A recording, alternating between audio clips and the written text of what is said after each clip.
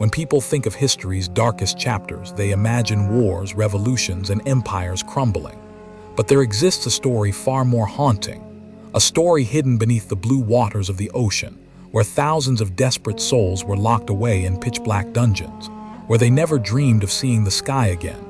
This is the extraordinary, ruthless, and unforgettable story of the convict ships, a story of desperation, survival, and the indomitable human spirit. The mid-18th century. England faced an unprecedented crisis.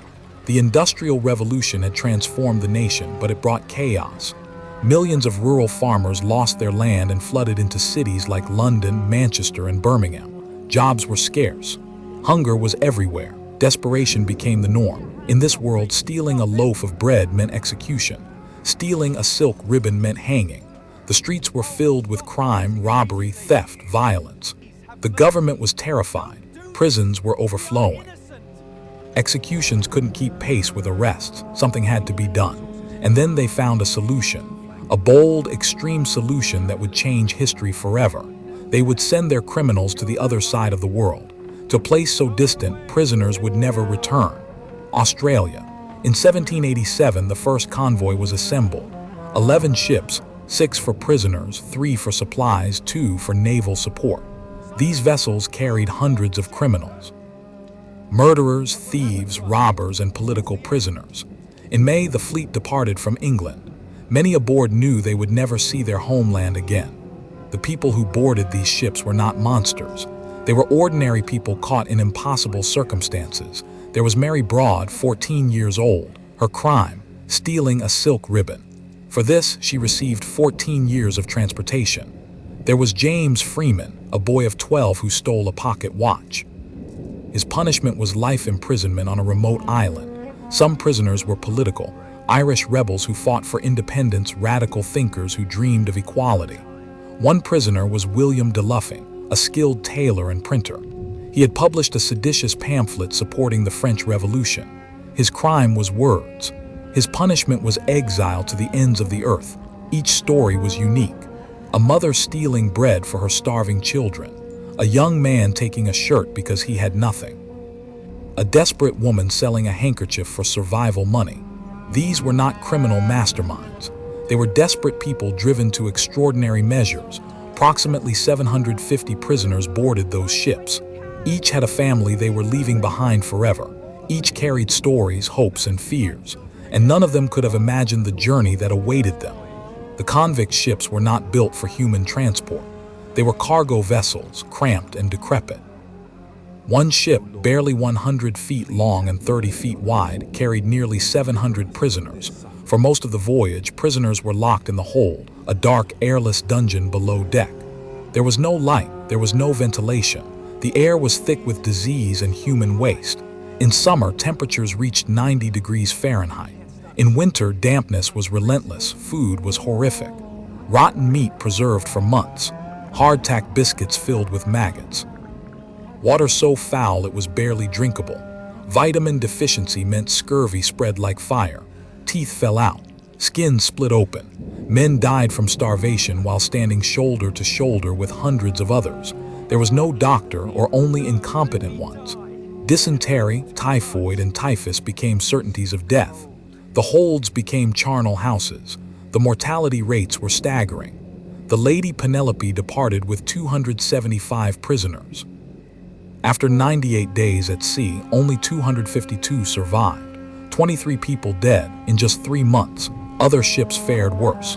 The series lost 88 of 320 prisoners, nearly 30%. The Prince of Wales lost 57 of 180, but these were not just statistics. Each number represented a human being, a family, a future stolen. Some died from disease, their bodies ravaged by infection. Some were beaten to death by brutal sailors. Some likely took their own lives seeking escape from the darkness. And their bodies, thrown overboard, no graves, no ceremony, no remembrance, only dark water and eternal oblivion. January 26, 1788, Port Jackson, Sydney Cove. The first fleet finally reached its destination. Prisoners stumbled onto shore, their legs barely able to support them. They were skeletal, disease-ridden, and traumatized, but they were alive. and they had been delivered to a place more foreign than they could have imagined. Australia was utterly unknown to these people. Everything was different. The plants were unfamiliar. The animals were strange. The climate was hot and unpredictable.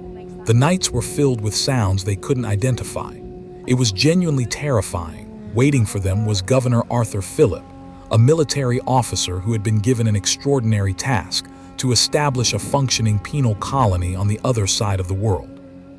He had no precedent to follow. He had to improvise, he had to think creatively, and he had to maintain discipline while keeping people alive. Philip's first decisions were crucial. He could have treated the prisoners as expendable, but Philip understood something different. He understood that if he wanted this colony to survive, he needed his prisoners to survive.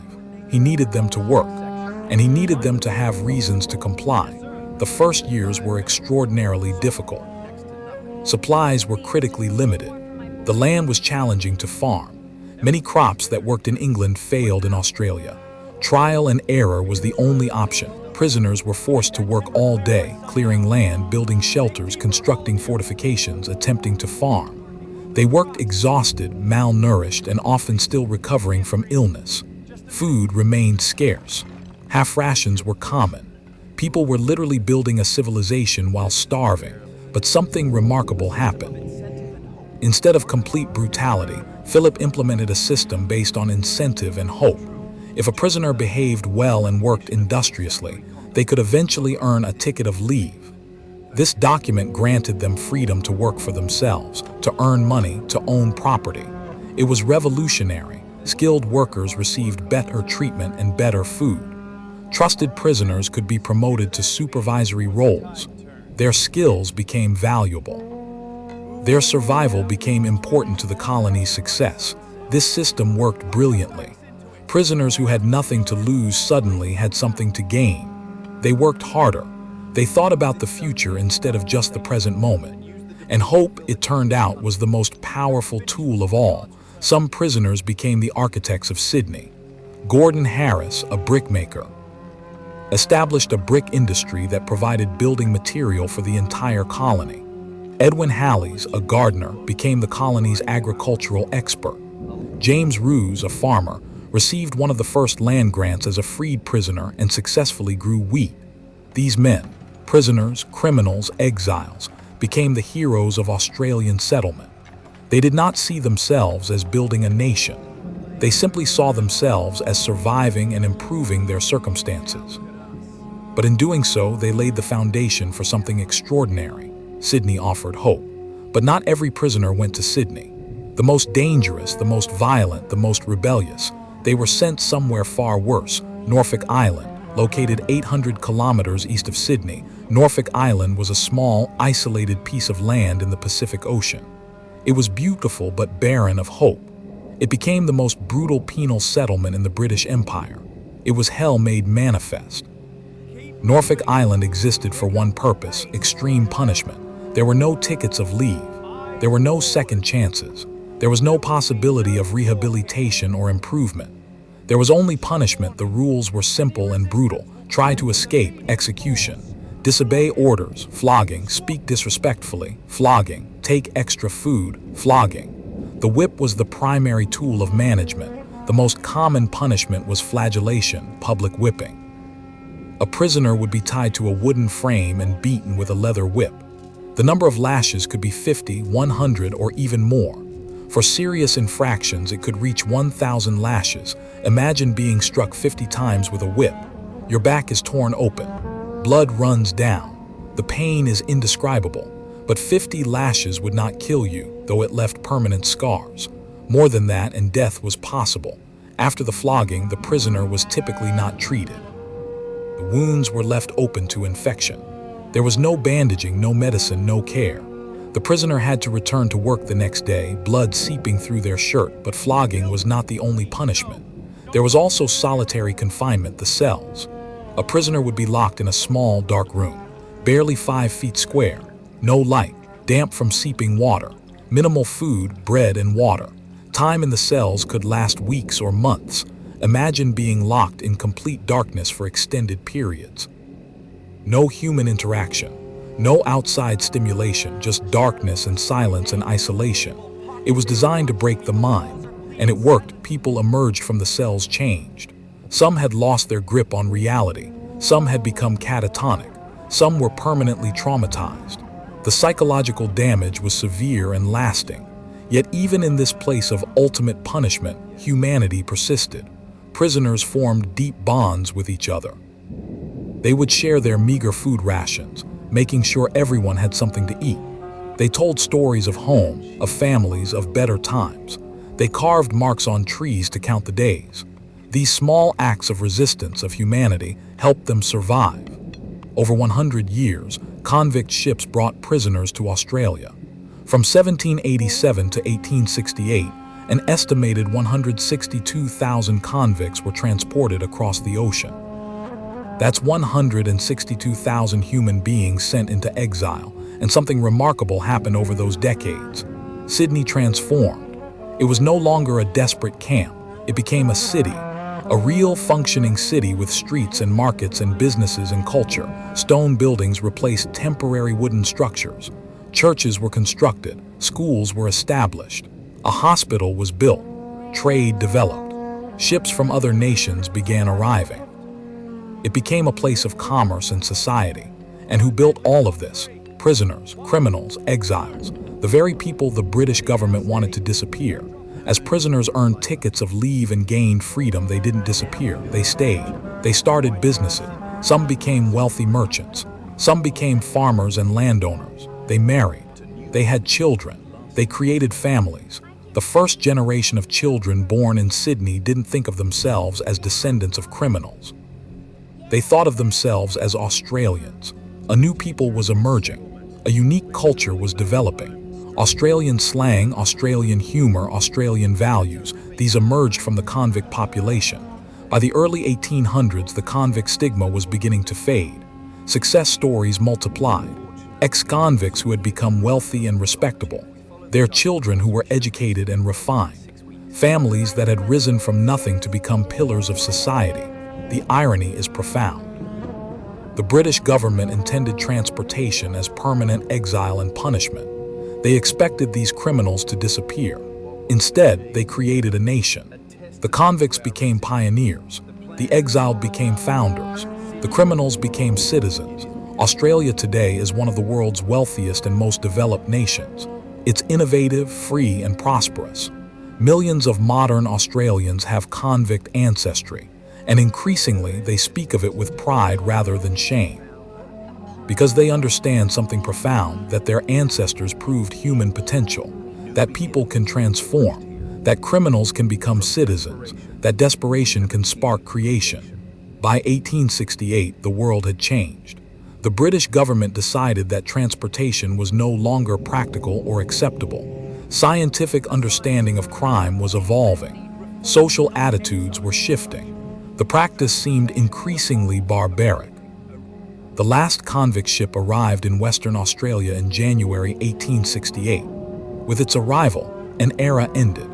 Over 80 years of transporting convicts to Australia came to a close, but the legacy endured. In fact, the legacy is still unfolding. Modern Australia was built on the shoulders of these extraordinary people. The foundations of Sydney, Melbourne, and other cities were laid by convict labor.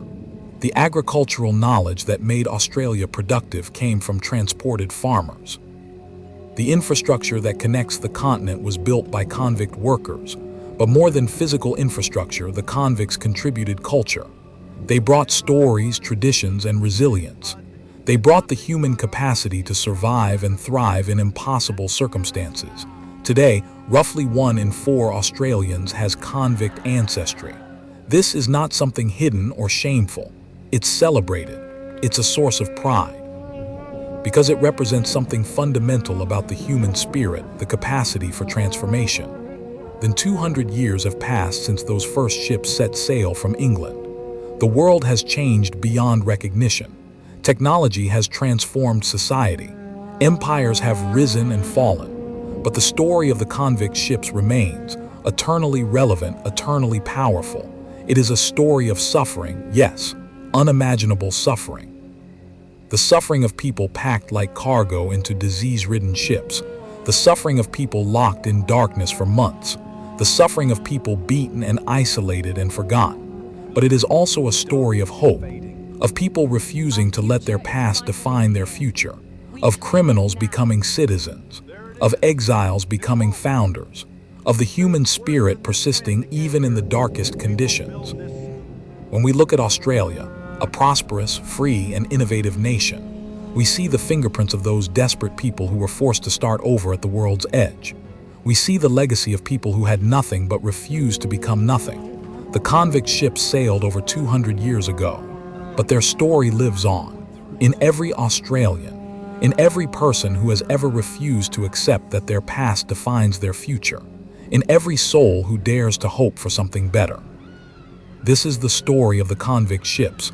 This is their triumph, and it endures forever.